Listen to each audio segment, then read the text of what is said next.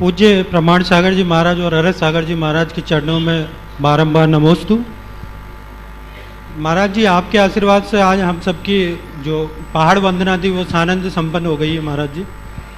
महाराज जी, मेरा एक सवाल है। पिछले कुछ समय से मैं स्वाध्याय शुरू किया है मैंने, तो जब हम देखते हैं कि मनुष्य लोक का विस्तार 45 लाख योजन है और जो सिद्धालय है उसका विस्तार भी 45 लाख योजन है, और हमने तत्वार सूत्र में भी पढ़ा है और गुरुजनों से भी सुना है कि मतलब सिद्धालय का ऐसा कोई भी स्थान नहीं है जहाँ से सिद्ध नहीं बने हो। मतलब पूरे 45 लाख योजन में ऐसा कोई भी स्थान नहीं है जहाँ से सिद्ध नहीं बने हैं। लेकिन महाराज जी, एक शंका उठती है कि जो हम सिद्ध क्षेत्र के रूप में कुछ ही क्षेत्रों को प्रतिष्ठा प्राप्त है, तो ऐसा क्यों है महाराज जी? एक तो ये शंका है।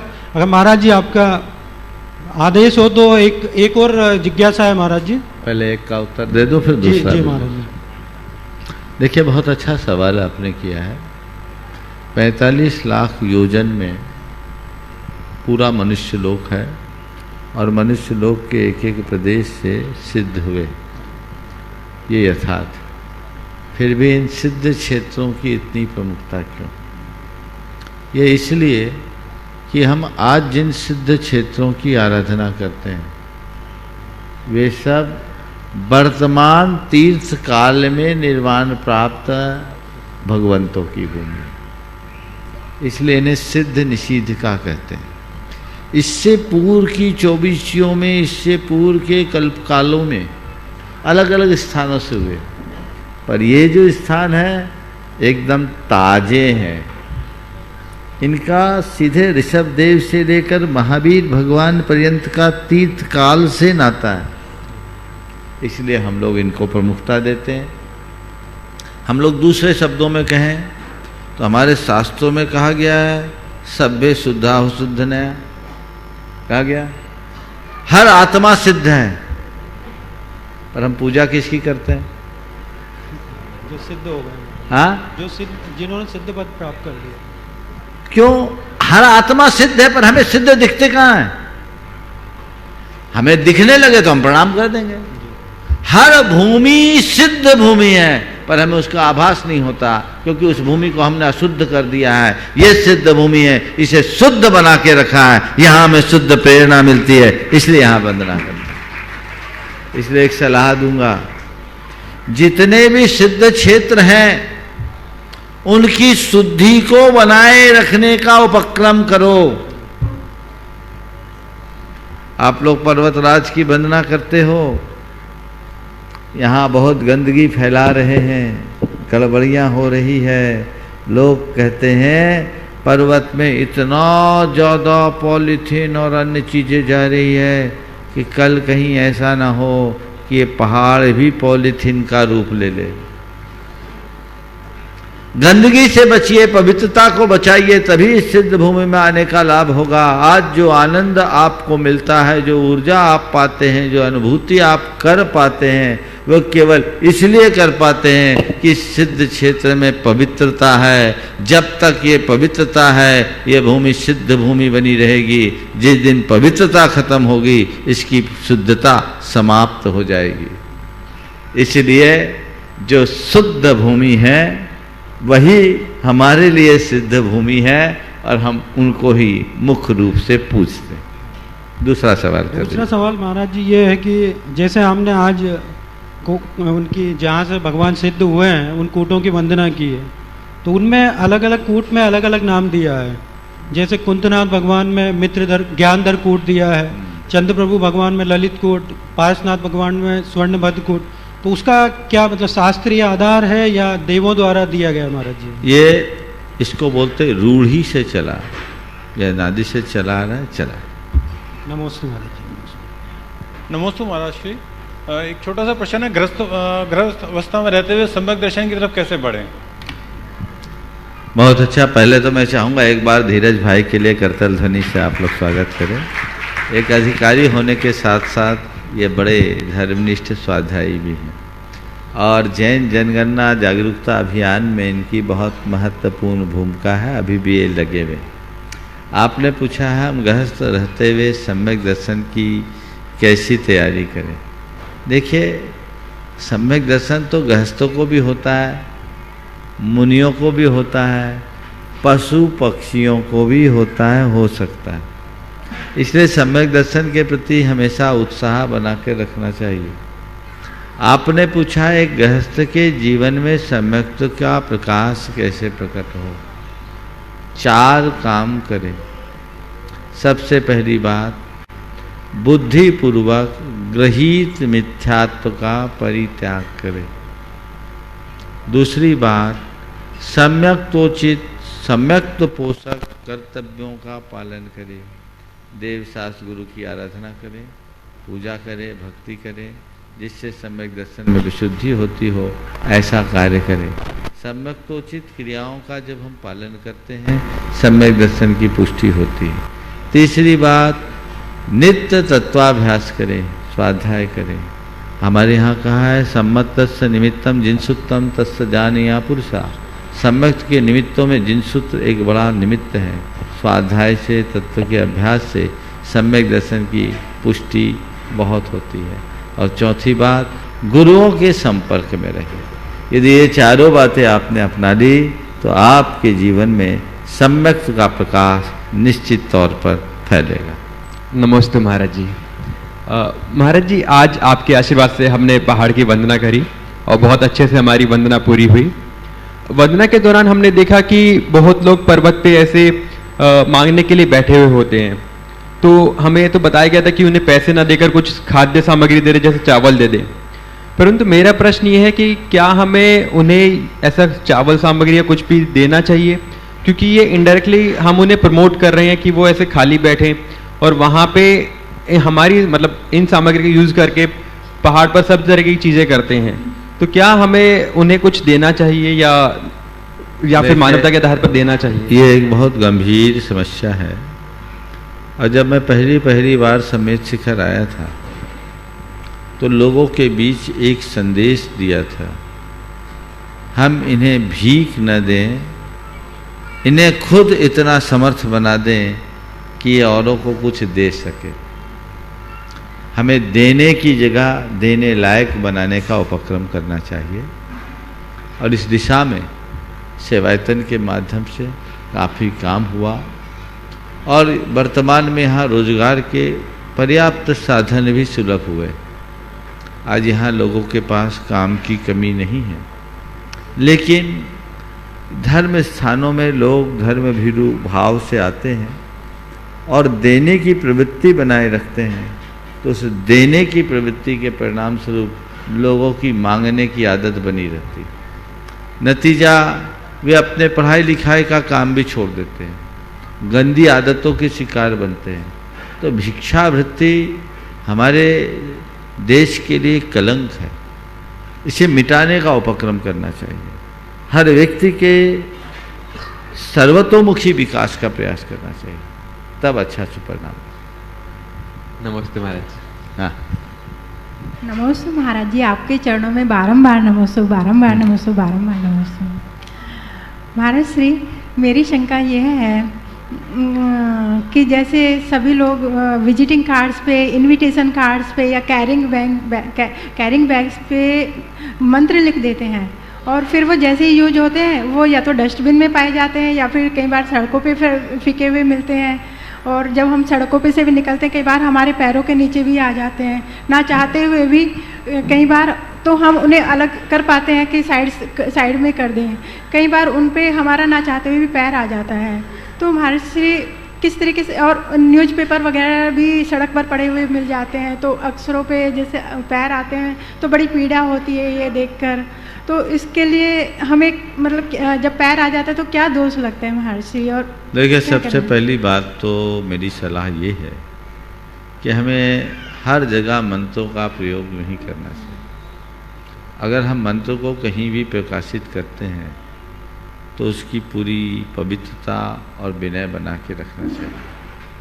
ऐसा नहीं करने पर असाधना का दोष होता है। और यदि धोखे से हमारे द्वारा ऐसा हो जाए तो अपनी निंदा ग्रहण करना चाहिए, पश्चाताप करना चाहिए, भगवान के चरणों में जाकर क्षमा मांगना चाहिए। आज हम शिखर जी में गए थे तो वहाँ पर रास्ते में भी वो थैलियाँ फाड़ फाड़ के उस पर स्वास्तिक बने हुए थे, वो सब रास्ते में थे। स्वास्तिक मंत्र नहीं है, एक प्रतीक है, लेकिन मंत्रों का प्रयोग नहीं करना। नमोस्तु महाराज जी। चलिए। हाँ महाराज जी, नमोस्तु महाराज जी, नमोस्तु महाराज जी। मेरा महाराज जी ये प्रश्न है कि जो आज के मुद्दे हैं जैसे जलवायु परिवर्तन, पर्यावरण प्रदूषण या जीवों का विलुप्तीकरण, जो एक मानवता के लिए 21वीं सेंचुरी में बहुत बड़ा इशू बन गया है, जबकि हमारे जैन सिद्धांत हैं जैसे अहिंसा, अपरिग्रह या फिर जीव दया और परस्पर उपग्रह जीवानाम, तो ये एक सदियों से चले आ रहे सिद्धांत हैं जिनके थ्रू हम ये प्रॉब्लम को सॉल्व कर सकते हैं। तो ये जैन सिद्धांत हमें ये 21वीं सेंचुरी के प्रॉब्लम्स को सॉल्व करने में किस तरीके से मार्गदर्शन दे सकते हैं हमारे? देखिए, बात बिल्कुल सही है। बहुत ज्वलंत मुद्दे हैं, जलवायु परिवर्तन, पर्यावरण का संतुलन और जानवरों का या प्राणियों का विलुप्तीकरण। अगर हम जैन सिद्धांत को ठीक तरह से पाले तो इन समस्याओं का बहुत अच्छे से निदान हो सकता है। अगर विश्व भर के लोगों ने प्रारंभ से जैन परंपरा के अनुरूप अपना आचरण किया होता, जैन जीवन शैली को अपनाया होता, तो संभवतः ये समस्याएं उत्पन्न नहीं होती। तो इस तरह की समस्याओं को उत्पन्न करने में जिम्मेदार हम स्वयं हैं, और इसके लिए हमें चाहिए कि अब हम पूरे विश्व भर में लोगों के हृदय में एक अलग जगह, ऐसी अलग जगह जिससे लोग इस तरह के कार्यों से बचे, पर्यावरण को क्षति पहुंचाने के कृत्यों से बचे, जलवायु के संतुलन को ठीक करने के लिए कोशिश करें। मूलतः पर्यावरण सुधरेगा तो जलवायु में भी काफ़ी कुछ बदलाव आएगा, और अहिंसा को आत्मसात करेंगे तो हम प्राणियों की विलुप्ति से भी बचा सकेंगे। हमें उनके संरक्षण के लिए भी विशेष उपक्रम करने की आवश्यकता है। नमोस्तु महाराज जी, कल आपके सानिध्य में जो भावना योग करने का हम लोगों को पहली बार सानिध्य मिला, उसका चमत्कार ये हुआ कि आपने जो मंत्र बताए थे सो हम उसको, मेरा रात स्वास्थ्य गड़बड़ होने से मतलब रात को सोने तक मेरी कोई इच्छा नहीं थी। बच्चे पूछ रहे हैं मम्मी वंदना के लिए चलोगे, मैंने कहा देखो पार्श्वनाथ जो कहेगा महाराज जी का मंत्र एकदम तैयार हो। आज वंदना मेरी बहुत अच्छे से हुई महाराज जी, आपका मंत्र याद रखा, बस यही भावना। एक छोटा सा क्वेश्चन है, भक्ति और श्रद्धा में क्या अंतर है? श्रद्धा और भक्ति में क्या अंतर? किसी को इष्ट मानकर उसके प्रति झुकाव होने का नाम श्रद्धा है। किसी को आदर्श मानना श्रद्धा है, और उसके प्रति आंतरिक अनुराग उत्पन्न हो जाना, यह भक्ति है। भक्ति श्रद्धा का अभिव्यक्त रूप है। हृदय में पहले श्रद्धा होती है, बाद में भक्ति होती है। जब हमारे हृदय में किसी के प्रति श्रद्धा प्रकट होती है तो उसे हम एक आदर्श के रूप में हृदय में स्थापित कर लेते हैं, और वही श्रद्धा जब मुखरित होती है, विकसित होने लगती है, तो भक्ति के रूप में आती है, जिसमें हमारा श्रद्धेय के प्रति विशिष्ट अनुराग प्रकट होता है। नमोस्तु महाराज श्री, कल आपने जो थीम गुड़ायतन में हमें घुमाया था तो वहाँ बच्चों के लिए बहुत अच्छी अच्छी चीज़ें हैं, तो हमें जब असली समुद्र में जाना रहता है तो हमें क्या क्या करना पड़ता है? बहुत अच्छा, छोटी सी बच्चे ने बहुत अच्छा सवाल किया। हमें जब असली समूह शरण में जाना होता है तो क्या करना पड़ता है? देखो, समूह शरण की एक ऐसी विशेषता होती है कि वहाँ बच्चे, बड़े, आदमी, जानवर सब समान हो जाते हैं। समझ गए? समूह शरण किसको कहते हैं? जहाँ सभी को बराबरी से शरण मिले उसका नाम समूह शरण। समझ गए? सब इक्वल है। तो बच्चे जब जाते हैं तो बच्चों को भी ऐसा लगता है जैसे सब कुछ मेरे लिए। समझ गए? तो वहाँ का वातावरण ऐसा होता है जो हर व्यक्ति को खूब आनंद से भर देता है। समझ गए? तो जैसा यहाँ समूह शरण में आप देखोगे ना, वैसा ही वहाँ दिखेगा। जाने के लिए क्या करना पूछा ना, तो उसका ये आशय क्या करना पड़ता है। तो बस जैसे जाते हैं हम लोग, अपने आप रास्ता मिलता है। वहाँ सीढ़ियाँ होती है 20,000, पर चढ़ना नहीं पड़ता। जैसे आप एरोप्लेन में चढ़ते हैं ना, वैसे ही एक के बाद क्या एस्केलेटर सिस्टम होता है ना, हाँ, एस्केलेटर, तो वो सिस्टम वैसा बना रहता है। और अपने आप चले जाओ, खूब लंबे चौड़े समोसरन में घूमोगे भी तो थकोगे नहीं। ठीक है ना?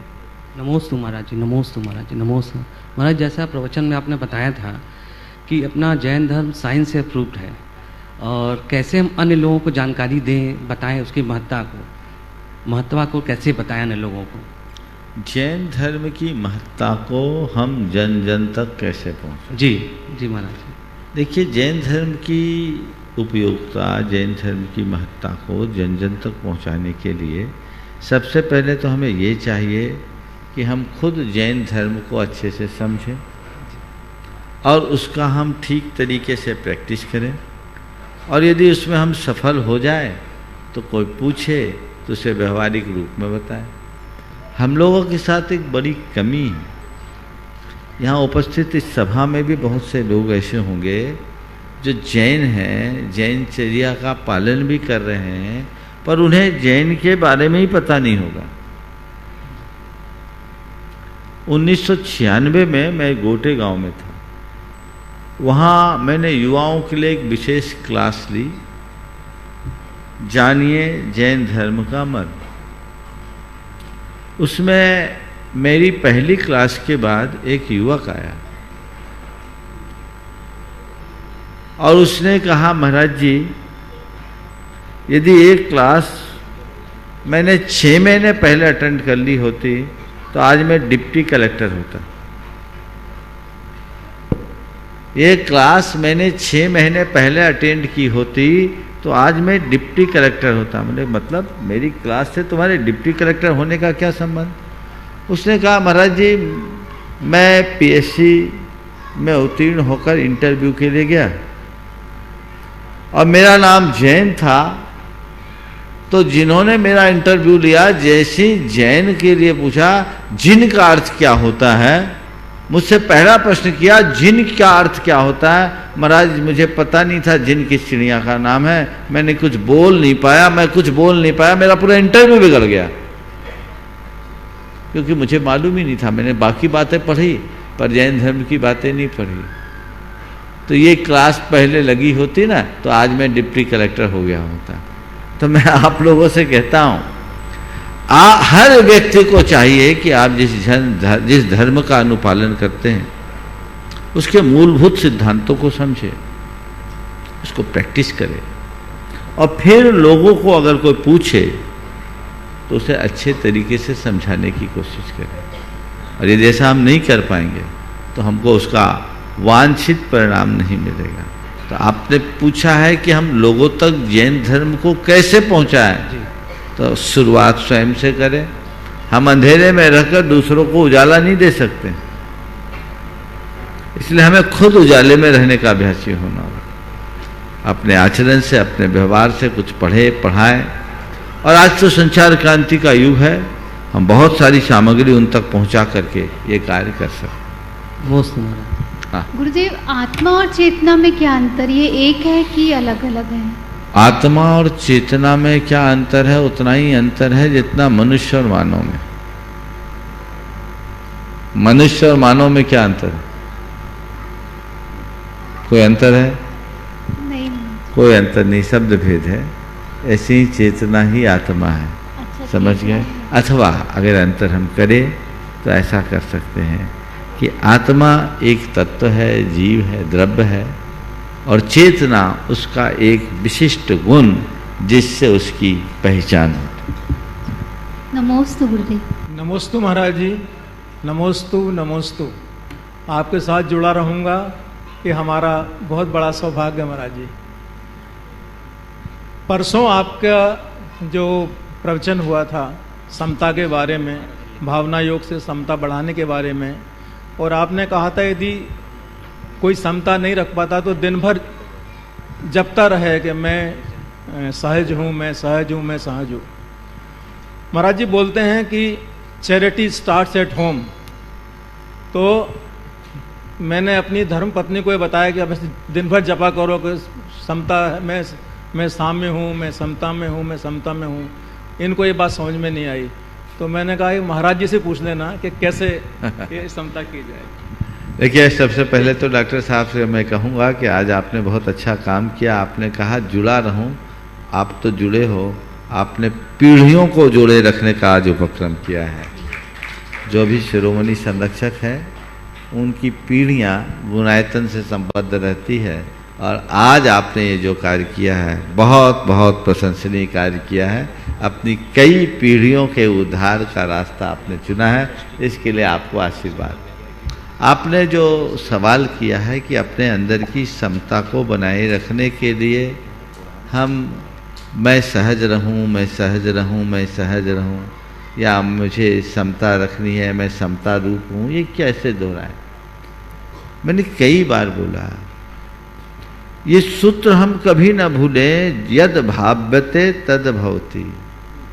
हम जैसी भावना भाते हैं वैसा होता है। तो हम जो पाना चाहते हैं, जैसा होना चाहते हैं, उसकी धुन अपने अंतर मन में जगाएं, और ये धुन बलवती होगी तो हमारा रास्ता अपने आप खुलेगा। इसलिए बिल्कुल सही कह रहे हैं, जब भी मन असहज होने लगे, मुझे सहज रहना है, मुझे सहज रहना है, मुझे सहज रहना है, मुझे सहज रहना है, ये प्रैक्टिस करो, यही मंत्र जपो। नमोकार जपने से तुम्हारा कितना सुधार हुआ मुझे नहीं मालूम, पर इसे जपोगे तो निश्चित उद्धार होगा, कोई संशय नहीं। महाराज जी, विकल्प जब आता है तो फिर उस समय भूल जाते हैं फिर वो सब। उसके लिए अभ्यास। जी। प्रारंभिक दशा में विकल्प की घड़ी में ये बात नहीं आएगी, विकल्प के क्षण बीत जाने के बाद ये बात आएगी, और आप इन सूत्रों से अपने मन को कुछ अर्थ में सहज कर पाएंगे। और उसी समय आप अपनी निंदा गढ़ा करिए कि मैंने ये गलत कर लिया, मैं गलत ट्रैक पर चले गई, मुझे ऐसा नहीं करना चाहिए। फिर धीरे धीरे धीरे धीरे अभ्यास होगा।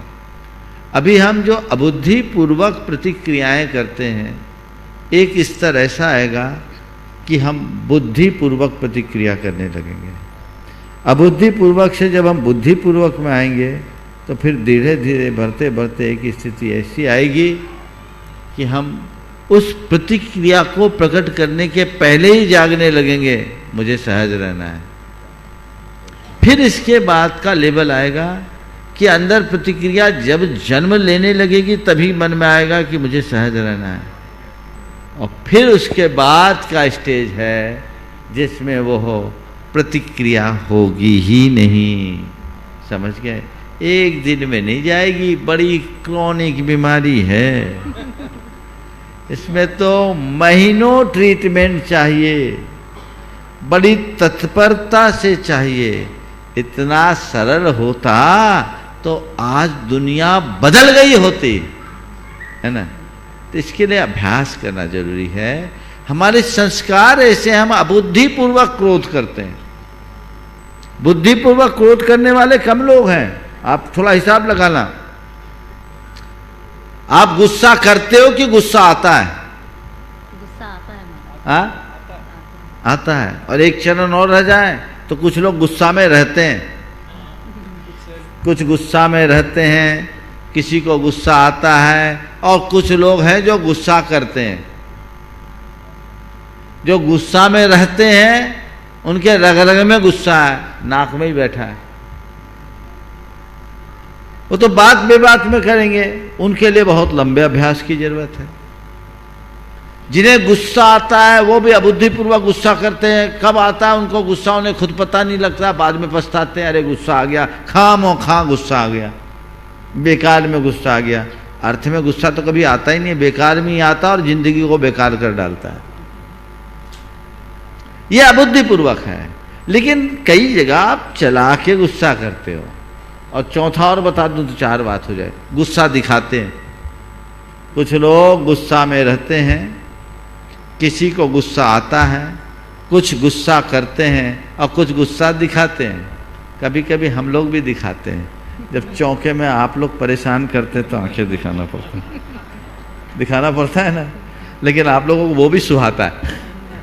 माँ अपने बेटे को समझाने के लिए कई बार आंखें दिखाती है, गुस्सा दिखा रही है, अंदर गुस्सा है नहीं। गुरु भी शिष्य को समझाने के लिए प्रकट रूप में गुस्सा दिखाते हैं, पर गुस्सा होता नहीं। ये सात्विक रूप है क्रोध का। गुस्सा करना ये बुद्धिपूर्वक है, कई बार करना पड़ता है। अपने बच्चों को डांट फटकार न लगाएं और चीज़ों में नियंत्रण न लगाएं। आप अगर कोई एडमिनिस्ट्रेटर हैं तो अपने सबऑर्डिनेट्स के लिए अगर कुछ ना बोले तो मामला बिगड़ जाए। गुस्सा करना है, जहाँ समझ के साथ गुस्सा हो, जिसे गुरुदेव के शब्दों में कहूँ, क्रोध के क्षण में बोध हो, तो वो कभी हमें क्षुब्ध नहीं करेगा। ऊपर ऊपर का गुस्सा है। लेकिन जो गुस्सा में ही रहे या जिसे बार बार गुस्सा आए, उसे अभ्यास करना होगा। तो धीरे धीरे धीरे धीरे ये जो अबुद्धिपूर्वक हो रहा है उसे बुद्धिपूर्वक में आने दो। एक व्यवस्था बनाओ, इस लेवल पर आओ कि मेरी इच्छा के बिना गुस्सा ना आए। गुस्सा आए तभी आए जब मैं चाहूं, और उतना ही आए जितनी जरूरत हो। बाद में पश्चाताप भी होता है महाराज जी। इसको इसी अभ्यास से दूर होगा, समझ गए। एक बार एक ने कहा कि बिना कारण के गुस्सा नहीं आता, कारण के गुस्सा आता। हमने कहा ठीक है, तो कारण का निवारण हो जाए, गुस्सा ठंडा होना चाहिए। पत्नी ने चाय में शक्कर कम डाली, गुस्सा आया, आएगा? चाय में शक्कर कम पड़ी, गुस्सा आया। तो अगर पत्नी ने दोबारा चाय में शक्कर डाल दी तो गुस्सा ठंडा होना चाहिए ना। बस इतनी साधना कर लो, जीवन धन्य होगा। वो होगा, आप अभ्यास करेंगे। मुझे सहज रहना है, मुझे सहज रहना है, मुझे सहज रहना है। होश में जागरूकता हो तो फिर हम कभी बेहोश नहीं हो सकेंगे। बहुत सुंदर। नमोस्तु महाराज जी, नमोस्तु नमोस्तु। परम श्रद्धेय मुनिवर प्रमाण सागर जी और अरह सागर जी के चरणों में कोटिशः नमोस्तु। भगवान, आज मैं अपने आप को बहुत गौरवान्वित महसूस कर रहा हूँ और सौभाग्यशाली भी, क्योंकि आज मैं गुणायतन का एक छोटा सा सदस्य बन पा रहा हूँ। और सौभाग्यशाली इसलिए क्योंकि आज मैंने गुणायतन को बहुत करीब से देखा, और साथ में उस थीम पार्क को भी। प्रश्न पूछने से पहले बस मैं यही कहूँगा कि इसको आकर के एक बार सभी लोग देखेंगे तो वे भी अपने आप को बहुत सौभाग्यशाली मानेंगे यदि इससे जुड़ेंगे तो। गुरुदेव, मेरा प्रश्न यह है कि 5 पापों की जो वर्णन दिया हुआ है और चर्चा होती है, उन 5 पापों में हिंसा और कुशील को तो बड़ा पाप मानते हैं सामान्य से, और चोरी और झूठ छोटे हों तो चल जाता है और बड़े हों तो पाप मानते हैं, और परिग्रह को तो शायद पाप एक प्रकार से मानते ही नहीं हैं। इसमें आपका मुझे मार्गदर्शन चाहिए कि इसको किस तरह से हमको लेना चाहिए। बहुत अच्छा सवाल आपने किया है। 5 पाप है। पाप तो अगर देखा जाए तो सभी पाप है, पाप मात्र पाप है। लेकिन ये बात सही, हिंसा को पाप की नज़र से देखा जाता है और कुशील को तो बहुत बड़े पाप की नज़र से देखा जाता है। और आज के समय में तो ऐसा भी देखने में आता है कि हिंसा से भी ज़्यादा लोग कुशील सेवी के प्रति अपनी दृष्टि रखते हैं, क्योंकि उसमें हमारी सामाजिक मर्यादाएं नष्ट होती है। झूठ और चोरी के लिए लोग छोटी मोटी बातों को तो नज़रअंदाज ही कर देते हैं और बड़े होने पर करते हैं। और आपने कहा परिग्रह को पाप नहीं मानते, पाप क्या उसे पुण्य का फल मानते। ये दृष्टिकोण में बदलाव क्यों? इसके पीछे कुछ वजह है। हिंसा जहाँ प्रत्यक्ष होती है, वो प्रत्यक्ष हिंसा सीधे सीधे प्राणघात है, जो पाप के रूप में दिखती है। झूठ और चोरी में किसी का ज़्यादा प्राणघात नहीं होता। जिसके प्रति हमने झूठ बोला है, जिससे हमने चोरी की है, थोड़ा बहुत आघात होगा। लेकिन इसे दूसरे शब्दों में समझे, किसी को कोई गोली मारे और किसी को कोई चांटा मारे, या किसी को कोई केवल गाली दे, प्रताड़ना तीनों में है। गोली मारने पर वो बच भी जाए अगर गोली बाजू से निकल जाए, चांटा मारने से पूरे के पूरे गाल में पंजे उभर आए, बोली भी उसने कुछ बोली है तो चुभ जाए। लेकिन क्या तीनों स्तर का पाप समान होगा? नहीं। गोली मारना यानी उसे जान से मारने का प्रयास, ये हिंसा है। समझ गए? झूठ गाली बकने जैसा है, चोरी थप्पड़ मारने जैसा है, समझ गए? चोरी थप्पड़ मारने जैसा है, लेकिन कुशील मर्यादा को तोड़ता है। और उसमें हिंसा तो है ही, हिंसा तो सब पापों में है। इसलिए अगर कोई किसी को चाटा मारे, गाली दे तो उसे नज़रअंदाज कर दिया जाता है, लेकिन कोई किसी जान से मारने का प्रयास करे तो उसे कभी नहीं बख्शा जाता। हिंसा को इसीलिए निंद दृष्टि से देखा जाता है, कुशील को इसीलिए निंद दृष्टि से देखा जाता है। चोरी और झूठ समाज में मानने जैसा हो गया, क्योंकि उससे लोगों का बहुत ज़्यादा नुकसान नहीं। अब आते हैं बात परिग्रह की। परिग्रह जो पाप है, परिग्रह अपने आप में पाप नहीं है। परिग्रह को पाप केवल इसलिए कहा जाता है क्योंकि उसके अर्जन में पाप है, रक्षण में पाप है, संवर्धन में पाप है।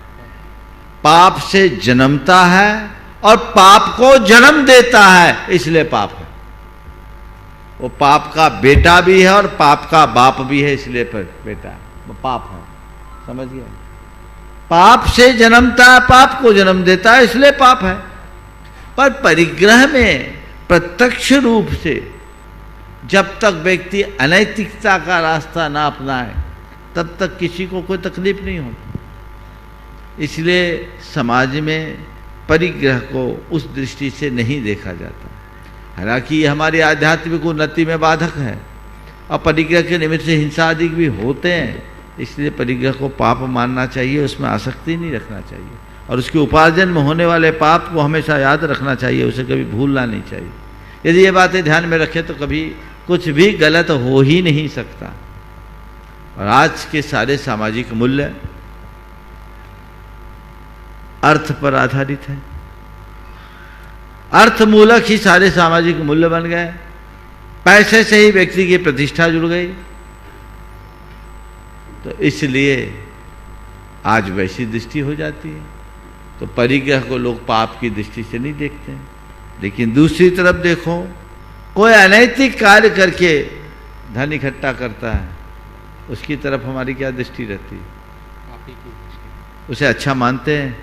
नहीं मानते। तो मतलब क्या है? परिग्रह भी जब तक मर्यादा के भीतर है तब तक शोभा है। और हमारे तीर्थंकर भगवंतों ने जो उपदेश दिया उसमें बहुत ध्यान देने की बात है। उन्होंने कहा हिंसा का पूरी तरह त्याग करो, संकल्पी हिंसा से बचो, झूठ, स्थूल झूठ छोड़ो, स्थूल चोरी छोड़ो, क्योंकि मुझे मालूम है तुम झूठ और चोरी से नहीं बच सकोगे। शील का पूर्णतया पालन कर सको तो ठीक है, नहीं तो कुशील का त्याग करो। विवाहपूर्व और विवाहेतर संबंधों को छोड़ो ताकि तुम सामाजिक मर्यादाओं के भीतर रह सको। लेकिन परिग्रह के विषय में सीमित परिग्रह रखो, उसमें आसक्ति मत रखो। इसलिए अगर परिग्रह हमारे पास है और उसके प्रति आसक्ति नहीं है तो वो स्वीकार है। चक्रवर्तियों के पास भी परिग्रह होता है जो स्वीकार है। नमोस्तु। गुरुवर के चरणों में बारंबार नमोस्तु नमोस्तु नमोस्तु।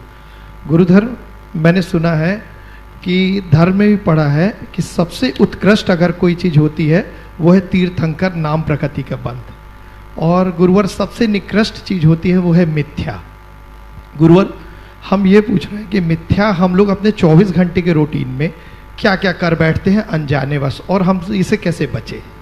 देखिए, मिथ्यात्व हमारे जीवन का सबसे बड़ा अभिशाप है और तीर्थंकर प्रकृति तो हमारे जीवन की सबसे पुण्यतम स्थिति है। मिथ्यात्व से बचे रहने के लिए एक ही कार्य है, बुद्धिपूर्वक गहित मिथ्यात्व का परित्याग करें, मिथ्यात्व पोषक कार्यों से बचें और सम्यक तो पोषक कृत्यों से अपने आप को जोड़ के रखें, तभी हम ऐसा कर सकते। नमस्ते गुरु। क्या स्वाध्याय, पुरुषार्थ, देवदर्शन और कठिन परिश्रम से पिछले जन्म के बुरे कर्मों पर विजय पाई जा सकती है या फिर उन बुरे कर्मों का फल भुगतना ही पड़ेगा? नमोस्तु महाराज। देखिए, स्वाध्याय, पुरुषार्थ और सत्कर्म से हम अपने कर्मों का बहुलांश में नाश कर सकते हैं, क्षय कर सकते हैं। हमारे यहाँ इन सब बातों को तो जाने दीजिए, हमारे शास्त्रों में इतना लिखा है, जिनेन्द्र दंसन पूजन वंदन नमन स्नेही बहु कम पदेशान निज्जर हम बातो। भगवान के दर्शन, वंदन, पूजन, नमस्कार और पूजन से बहुकर्म प्रदेशों की निर्जरा होती है।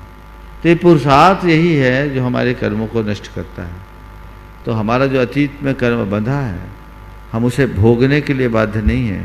यदि हम वर्तमान को संभालते हैं तो हम अपने अतीत को भी संभाल सकते हैं।